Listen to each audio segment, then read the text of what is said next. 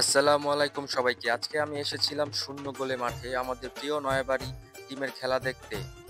অনেকদিন পর আজকে অনুষ্ঠিত হলো ফাইনাল ম্যাচ। প্রতিপক্ষ ছিল ঘাসপাড়া টিম। খেলা শুরু হতেই মাঠে উত্তেজনা ছড়িয়ে পড়ে। দর্শক সারিতে ছিল হাজারো মুখ। উপস্থিত ছিলেন এলাকার সম্মানিত ব্যক্তিবর্গ। আর আমরা সবাই একসাথে উপভোগ করেছিলাম সেই রোমাঞ্চকর মুহূর্ত। প্রথমার্ধে দুই দলই দুর্দান্ত খেলেছে।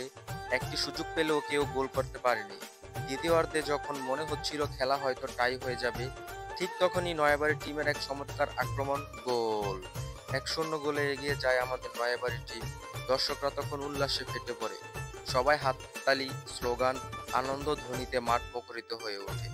শেষ বাঁশি বাজার সঙ্গে সঙ্গে ঘোষণা আছে Nayabari team fridge cup champion হয়েছে। আমরা সবাই গর্বের সাথে সেই কাপ নিয়ে ফিরেছি ঘরে।